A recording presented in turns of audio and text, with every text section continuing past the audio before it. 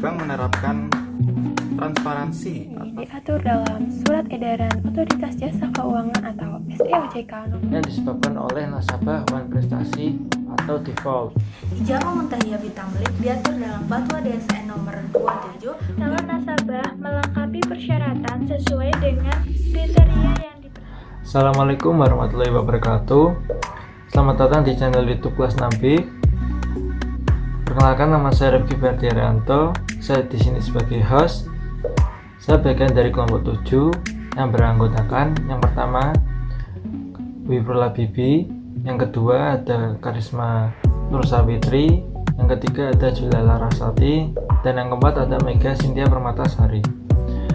Di video ini kami akan menyampaikan materi mengenai pembiayaan ijarah Muntahiyah Bitamlik. Video literasi ini bertujuan untuk mengedukasi para penonton dan masyarakat luas. Di segmen yang pertama ada pengertian dan persyaratan pembiayaan IMPT yang akan disampaikan oleh Wibrula Bibi. Pengertian ijarah sendiri adalah penyediaan dana dalam rangka pemindahan hak milik atau guna atas aset tertentu dengan pembayaran berupa sewa atau ujroh, tanpa diikuti dengan pemindahan hak milik aset tersebut.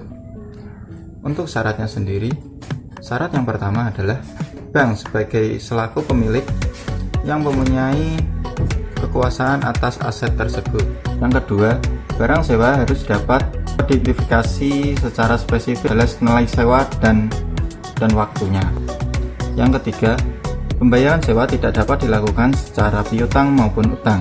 Yang keempat, bank dapat meminta nasabah untuk bertanggung jawab atas kelalaian kerusakan barang sewa. Bank menganalisis atas permohonan pembiayaan nasabah meliputi aspek personal berupa karakter dan aspek usaha. Aspek usaha meliputi kapasitas usaha, keuangan, dan prospek usaha. Yang keenam, bank dan nasabah menuangkan kesepakatan perjanjian secara tertulis atau yang lain yang dapat dipersamakan dengan itu. Yang ketujuh, bank menerapkan transparansi atas informasi produk dan perlindungan nasabah atas ketentuan yang berlaku. Yang kedelapan, bank memiliki kebijakan untuk memitigasi resiko. Yang kesembilan, bank memiliki pencatatan administrasi yang memadai. Yang memadai di sini adalah pencatatan rekening. Selanjutnya, setelah kita mengetahui pengertian dan persyaratan pembiayaan IMPT, di segmen kedua ini akan dijelaskan mengenai karakteristik pembiayaan IMPT yang akan disampaikan oleh Karisma Nur Sawitri. Karakteristik pembiayaan ijarah Muntahiyah Bitamlik atau IMBT. Karakteristik IMBT ini diatur dalam Surat Edaran Otoritas Jasa Keuangan atau SEOJK nomor 36 tahun 2015 tentang produk dan aktivitas Bank Umum Syariah dan usaha unit syariah.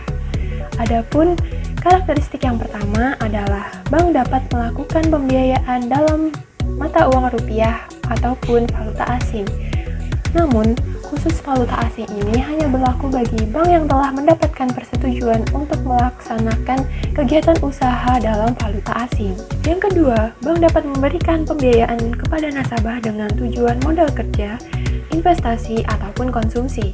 Yang ketiga, bank dapat menetapkan jangka waktu untuk pembiayaan. Jangka waktu tersebut disepakati saat melakukan akad dan tertulis secara jelas dalam perjanjian. Yang keempat, bank berhak mengenakan biaya administrasi menurut kesepakatan yang besarnya sesuai dengan biaya real yang terkait langsung dalam pembiayaan.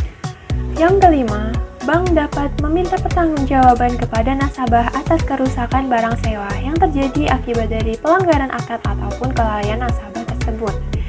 Status milik barang tersebut masih menjadi milik bank. Oleh karena itu, keselamatan barang sewa menjadi tanggung jawab penyewa atau nasabah. Yang keenam, bank dapat menetapkan objek IMBT yang berupa barang bergerak ataupun tidak bergerak yang dapat diambil manfaat sewanya. Barang tersebut dapat berupa kendaraan bermotor, properti, ataupun aset lainnya. baru yang disewakan harus tertulis jelas dalam akad perjanjian.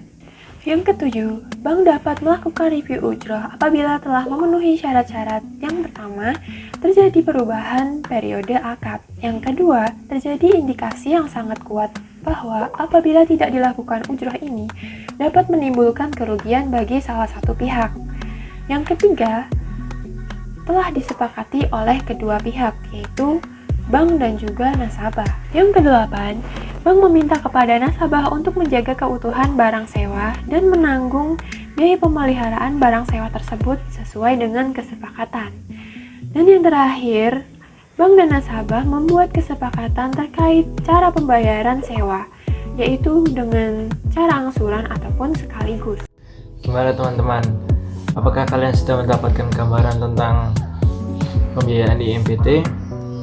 Nah, di segmen yang ketiga, saya akan menjelaskan tujuan dan identifikasi pembiayaan IMBT. Tujuannya yaitu dibagi menjadi dua, yaitu tujuan bagi bank dan tujuan bagi nasabah. Tujuan bagi bank yang pertama sebagai salah satu penyaluran dana. Yang kedua, memperoleh pendapatan dalam bentuk ujrah. Lalu selanjutnya tujuan bagi nasabah. Yang pertama yaitu memperoleh hak manfaat atas barang yang dibutuhkan. Yang kedua, merupakan sumber pembiayaan dan layanan perbankan syariah untuk memperoleh hak manfaat atas barang atau memperoleh peluang untuk mendapatkan kepemilikan barang. Selanjutnya yaitu ada identifikasi IMBT.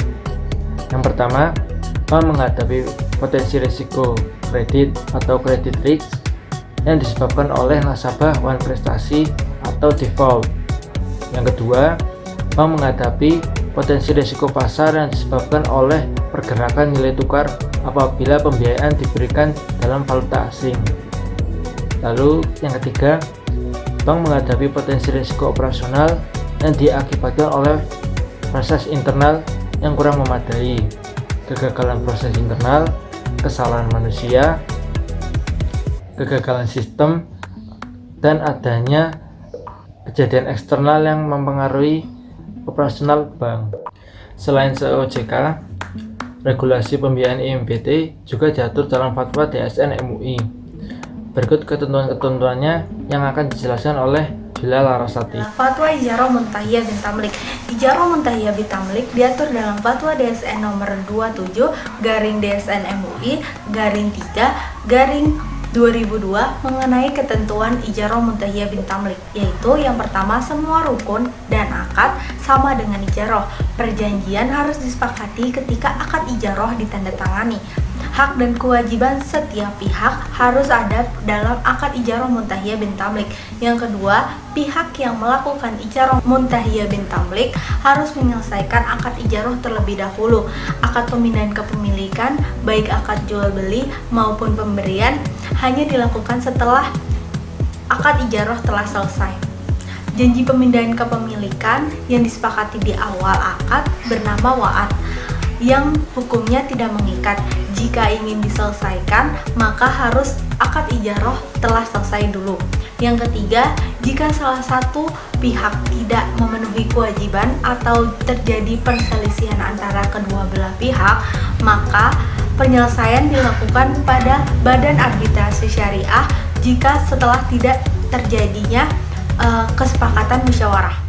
Nah, di segmen materi terakhir ini akan dijelaskan oleh Mega Cynthia Permatasari yang mengenai alur pembiayaan IMBT. Alur transaksi Ijarah Muntahiyah bin Tamlik. Nah, berikut adalah alur transaksi Ijarah Muntahiyah bin Tamlik. Bagaimana sih alur transaksi Ijarah Muntahiyah bin Tamlik? Nah, pada transaksi ini Bank Syariah berlaku sebagai pemberi sewa barang atau jasa dan nasabah berlaku sebagai penyewa. Ada 5 tahap alur transaksi Ijarah Muntahiyah bin Tamlik, yaitu tahap pertama, negosiasi dan akad. Pada tahap ini, calon nasabah mengajukan permohonan ijarah dengan mengisi formulir. Dan kemudian, calon nasabah melengkapi persyaratan sesuai dengan kriteria yang dipersyaratkan. Kemudian, formulir dan persyaratan tersebut akan diverifikasi kebenarannya dan dianalisa kelayakannya. Bagi calon nasabah yang layak akan diberi perikatan dalam bentuk penanda tanganan kontrak ijaroh atau ijaroh muntahiyah bitamlik. Yang kedua yaitu tahap pembelian barang atau jasa pada pemasok.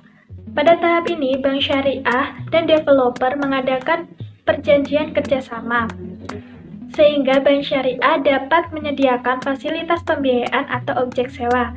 Sebagaimana yang difatwakan oleh DSN MUI, bank syariah dapat menyediakan objek sewa sehingga dapat digunakan oleh nasabah.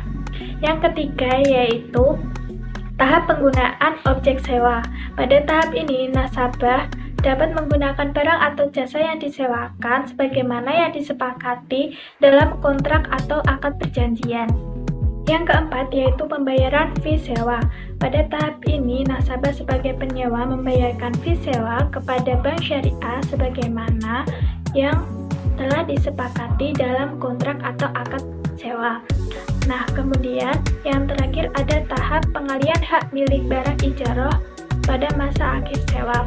Pada tahap terakhir ini, setelah masa ijaroh selesai, bank syariah sebagai pemilik barang dapat melakukan pengalian hak milik kepada penyewa.